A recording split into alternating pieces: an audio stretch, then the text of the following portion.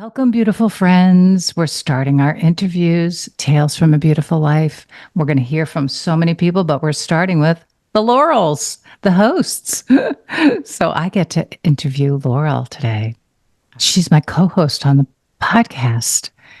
And I haven't known Laurel that long. I have some good friends that I have known for decades. And Laurel, I've only known for a few years, but I feel like I've known her for a lifetime now. But I think I'm going to learn some things about her today that I don't know yet. And I'm excited, my dear, beautiful friends out there, to have you listen in to this rich conversation that we're going to have today about beautiful work. Laurel has a beautiful life. I've been a part of it now. I got to go visit her at her beautiful house on the beach in Maine. I got to meet her beautiful daughters. She's got a great granddaughter now, too. Another beautiful matriarch to be one day in the Boivin family. I know that Laurel's been doing beautiful work, but I don't know the real details. So let's get to this interview and find out some more. Hi, Laurel. How are you today?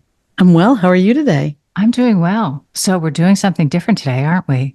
We are. And, we've been doing this podcast now 3 years. This is our fourth season. Yeah. And it feels exciting and a little bit, I'm a little bit nervous. Me too. And part of it is our conversation is real and raw. Yeah. And an interview almost feels like it needs to have a little more structure. So I know we do have questions. I've reviewed questions, but I have no idea what my answers really are. So hang on. Good. We're in for it. Yeah. Good. And I also feel like I really want to allow myself to move into the interview in a way that feels like really natural and more conversational, like our podcast, energy really is all about, So yeah. I do have a question to kick us off, though. Can't wait. Okay. So Laurel, when you think back, to earlier in your life, maybe the beginning, before you were really steeped in beautiful work, because I feel like maybe the last 5 to 10 years you've been steeped in beautiful work. So before that, when was the beginning of maybe you knowing that inside you had things going on that needed to be looked at? Was there like an event or a precipitating experience or something that happened? I've been thinking about this and really kind of trying to not think with my head, right? That memory, right? When we're trying to remember a turning point in our life, we often are churning, working the brain to find it, right? Yeah. And I don't recall a single event, but there was a period in my life. It was during my first marriage, right? I was late 20s, early 30s. And it was a series of events or occurrences with my now ex-husband, with my husband at the time, with a friend. I remember like situations and people that were really bringing me opportunities to reevaluate and look at, maybe not reevaluate, but evaluate, maybe for the first time ever, like my values, what I wanted, right? And it was really big because I started to make choices and decisions that were much more, I'll say, brave or bold, without and I was nervous about those changes, right? Those relationships, those friendships weren't easy to navigate when I wasn't being myself. Yeah. How did you start acknowledging that you weren't being your real self? Like, do you remember, can you pull up a memory when you had like an aha moment or oh, yeah. Well, I think I'm going to give an example or a time when a friend of mine, she was a fairly new friend, a little older than me, but she found herself in a situation that she was pregnant and she did not want to carry out the pregnancy. Mm. And She had scheduled an abortion, and she asked me and almost not expected me to go with her. And in the conversation, really, she wanted me to be there with her. Mm. And I found myself probably for the first time ever being in this place of, this is not what I want. Yeah. I don't want to be the one that's depended on in this situation. And it challenged my own beliefs Mm. about how I felt about her choices. Yeah. They were very different at the time than the choices I would have made in my life. I've never been in that situation, so I'm going to give her, forgiveness, grace, non-judgment, because I've never been in that situation. But it put me in the first time really ever that I was like, am I going to act to be the person someone else expects me to be, or am I going to act in a way that I want to and need to? Yeah. And it was hard. When I had to tell her that I couldn't be the one there with her, it Yeah. was really hard. Yeah. Yeah. Because I know you have, that people pleasing thing like I've had, so much of your Yes. life and caretaker and all that. And so, Caretaker, loyalist, yeah. people Right. pleaser, Yeah. So it right? had to you had those competing values and the ones that were most important had to be really Yes. grabbed onto, right? Yes. Yeah. And now looking back on that, it's not something even a week ago, I was thinking about in the big things that started my inner work. Yeah. Um, my first marriage gave me lots of opportunity to look at my behavior and the inner conflict and the inner work I needed to do. But it wasn't as easy to navigate because I was married with a child and then I had two children, right? So in those situations where I knew I was making choices and living in a way that wasn't I'll say in my best interest. It was not the beautiful life that I wanted or planned, right? Yeah. But it was tricky because of maybe all the same reasons: loyalty, commitment, people pleasing, acting in a way that other people expected me, right? Yeah. So, when I think about this, and I can tell this story now, that the first time I told my husband at the time, my ex-husband now, that I wanted a divorce, my oldest daughter was 8 months old, Mm.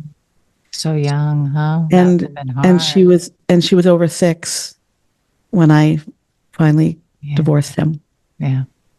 So during that time, I had a lot of opportunity for inner work. Yeah. Yeah. What do you feel like was the essence of your inner work that took you from that place where you didn't go and the marriage didn't end to the place where it did? Like, can you nutshell that a little bit? Sure. Yeah. It was self-confidence, Mm-hmm.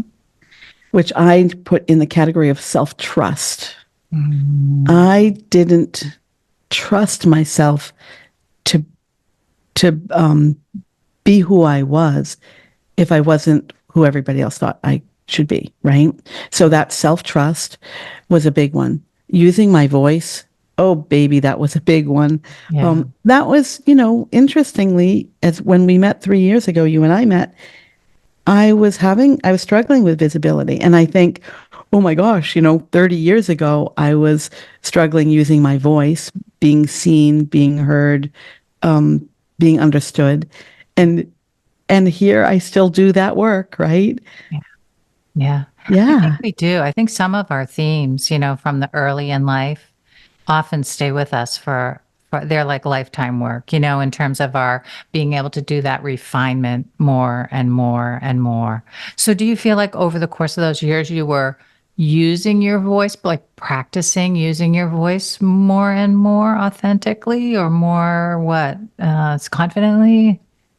So I'm going to say a lot of my early life influence were were women who didn't speak up, right? Women who did not have the authority in their relationships in their life. So I had a lot of that influence, right? They were powerful women who were silent, right? Yeah. And so for me, I really didn't speak my mind a lot. I didn't challenge situations a lot. And I could go into a whole episode on what I think those reasons are, but we won't do that. Mm. But I remember the turning point where, so I married into a family where women were, they were not the authority, right? And even though, I didn't, wasn't what I expected, it was one of those things that happened, right? So I found myself not having a lot of authority in my own marriage. It was not an equal partnership. So I remember the day I went back to work full time, and I tell the story that, maybe on the weekend or I have a conversation with my husband, and he said, "Who are you talking? Who are you talking to?" In that tone, and I was like, I looked at him, and he said, "Are you talking to me?" And I said, "Yes, I'm talking to you." And he said, "Do you talk to people at work like that?" And I said, "Actually, yes, I do." And he said, "Men?" And I said, "Yes, men." And I think that was really a big light bulb moment. Yeah. I had taken a job where I was surrounded by engineers and men, Yeah. and I had authority, and I had a voice, and I had knowledge, and they wanted what I had to say. There was plenty of room for my opinions and my expertise. Right. Wow. So so when I think back, this is kind of the thread of inner work. Mm. The universe always brings opportunities for us to do the inner work. Yeah. Whether we look at them as opportunities or not Yeah. is probably the turning point for me. Yeah. And I love those light bulb moments. I mean, I could almost feel that as a light bulb moment, like making the connection of, oh, wow, we think about this completely differently. How you think about this has got nothing to do with how my life is and how I am inside. I mean, that had to have been a real awakening It was. to It the really truth, was. yeah, of your And marriage, right? Yeah. an awakening to also to how much I had let slide, or how much I had allowed myself to disappear without really honoring who I was. Yeah. Yeah. And that goes back to the people pleasing and, being loyal and wanting to be liked. Yeah. Yeah. Yeah. So just thinking like over the next, what was it? So it was 6 years before you actually got divorced. Yeah. And then you were on your own for a while before Couple you, of yeah. years. Yep. Yep. Yep. Yep. And do you feel like you were doing inner work then, or was it more just really about establishing, like learning how to live on your own with the girl, with your kids? Yeah. I have big pockets of my life that were really survival mode, right? Yeah. Yeah. But I know the work I was doing, even in survival mode, was intentional, that I wanted to set a good example for my daughters. I wanted to build my confidence in order to get better and better at being myself. Yeah. That's Right. so huge. Yeah. So it's interesting because I think for me, the inner work has been, life happens. Yeah. And whether it's a deliberate practice that you're doing things every day to strengthen yourself, or do that inner work, or whether the universe still gives you opportunity, even if you don't notice because you're so busy doing other things, that this is the inner work. Yeah. Yeah. So how would you describe inner work? And like, as you think about it in terms of like being steeped right now in the memories, right? And the trajectory of all of that, how would you, yeah, reflect on it now, Yeah. this moment? So I I think when I think about the inner work, it's self-discovery, Hmm. it's self-acknowledgement, right? It's like you discover something about yourself, right? You discover more of who you are. You acknowledge it, you honor it, right? Yeah. And you find a way to make peace with all of who you are and live into who you are. Yeah. Right? Don't shy away from who you are. Yeah. And I think that for me has been the inner work of the more that I can accept and understand myself and be myself, the more open I am to allow others to be that way. And it's life-changing. Yeah. Yeah. So now here you are with a whole different set of circumstances than you were when Yes. it all began, right? Yes. So tell us a little bit about your beautiful life and what it means to you now. Oh, so this is a hard question for me. Um, and I think about the things in my life that I believe are the ingredients of a beautiful life have nothing to do. I mean, you mentioned my beach house. A lot of people think I've got a beautiful life because I spend 6 months at the beach. That's one of the things that makes my life beautiful on the outside, right? But what it for me a beautiful life is having the ability to enjoy life, to continue to learn and grow and love regardless of where you are, right? And so when I think about the ingredients of a beautiful life, it might be loving relation, or it is, I'm not going to say it might be. It's loving relationships. Yeah. It's community. It's my ability to contribute and connect with other humans. And all of that is possible because of the inner work, right? And so my beautiful life is not the kind of car I drive or the house I live in. It really is, maybe it's the having a loving or a life full of love. And not just by one person, right? Yeah. Right. Yeah. Yeah. Yeah. So I don't know. It's hard for me, like that beautiful life piece, because we live in such a materialistic world, right? We often think things that are beautiful are things we can touch and see and own. But so much of what makes a beautiful life is the feeling, right? The sensation of having a full life. Yeah. Yeah. And so what's your number one, shall we say, sought after feeling? What's the one thing that you like to feel most, Laurel Boivin? You know, we I talk a lot about this, right? When we're sharing with people, we say, "How do you want to feel? How do you want to feel? How do you want to feel?" So, what's your number one, desired? was just writing about contentment this morning. And I don't even know if in words I can describe what contentment means. But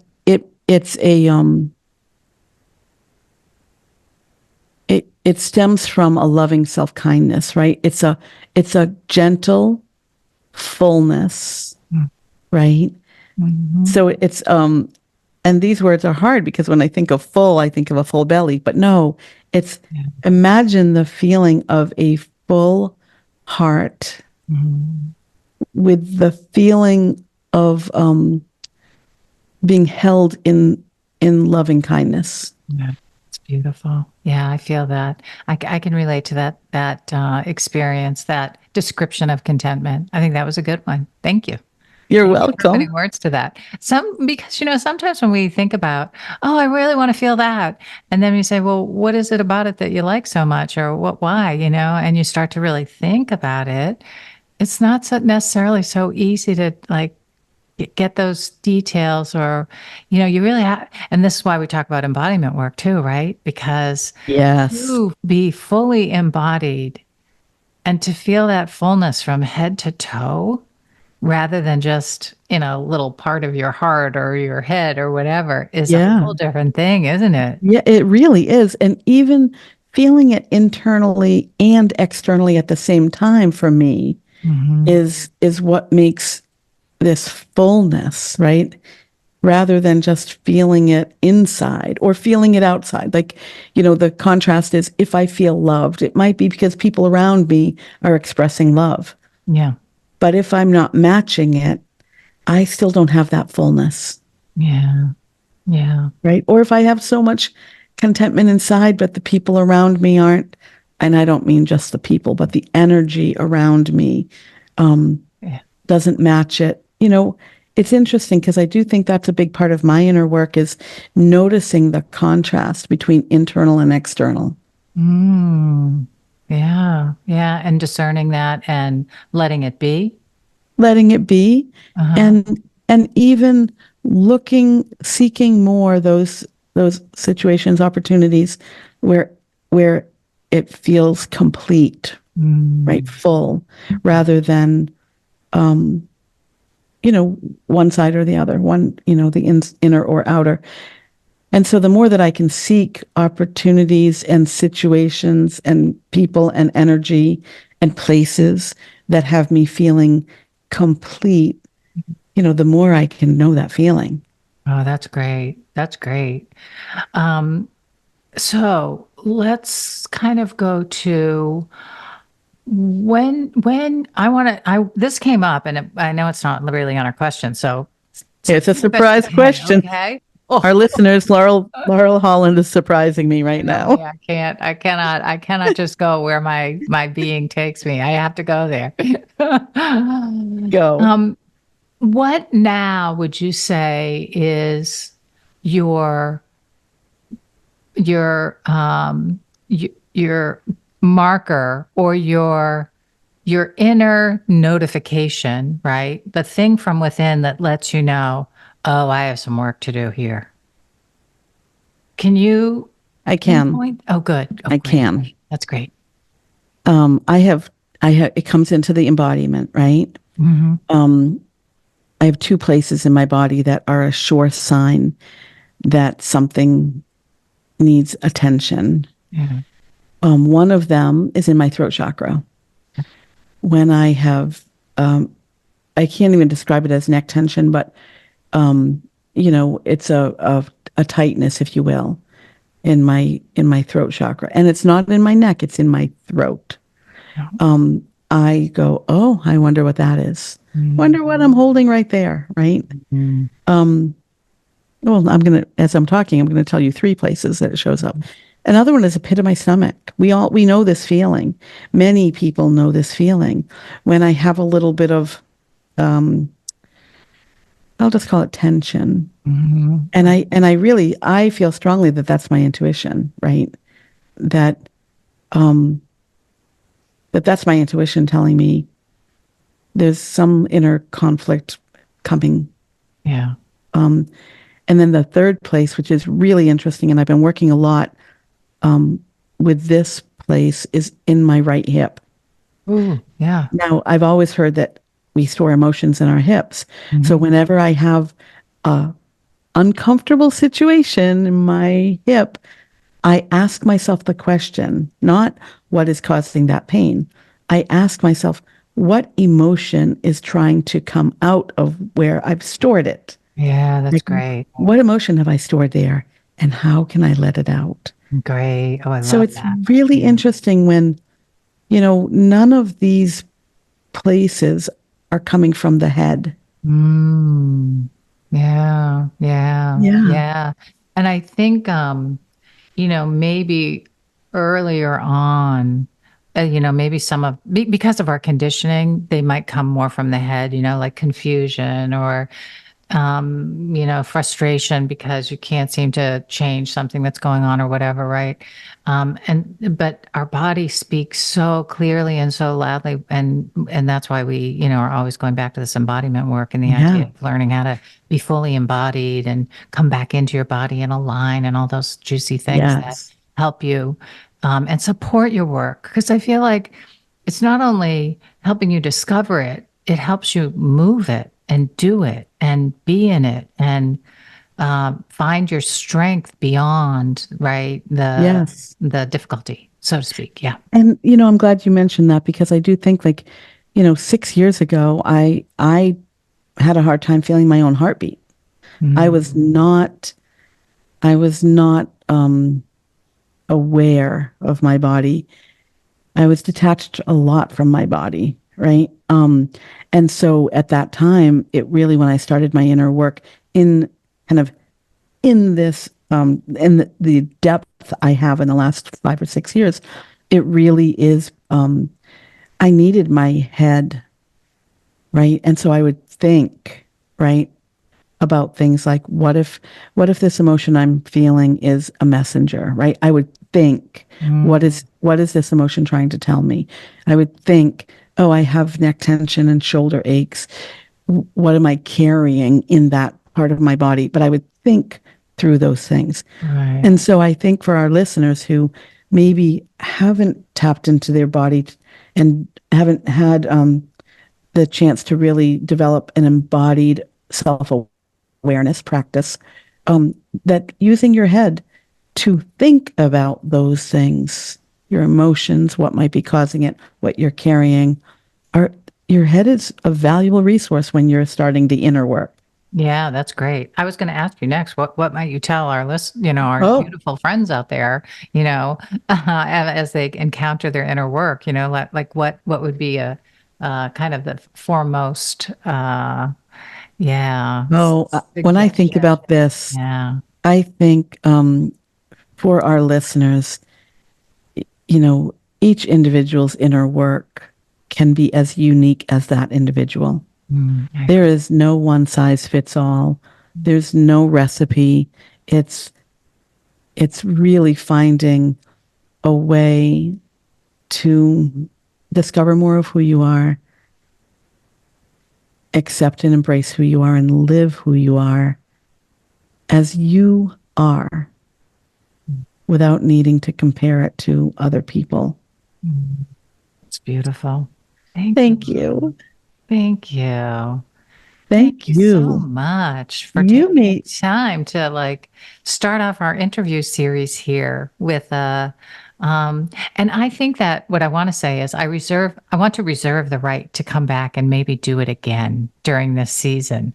I feel like there were so many places I wanted to go, but I also felt like I didn't want to, make this first interview so extensive that people start to get intimidated. The ones that were going to interview thinking, oh no, that's too much. and So, I would have been, I mean, I'm grateful that you left some things too, because I'm so much more comfortable than when we started, right? But yeah, it's just this whole thing of being able to really contemplate what what my inner work is, what my beautiful life is, what it all means to me. yeah. And you were very gentle in bringing out those answers. Thank you. You are welcome. All right. So I think we'll wrap up there. Does that sound good? Anything else coming up for you before we wrap up? No, No? no. Okay. I'm excited to hear our other guests in our interviews, and I can't wait to interview you, Laurel. Ooh, my turn's coming. All right. Off we go for now. Thanks, Laurel. Thank you. Bye. Bye.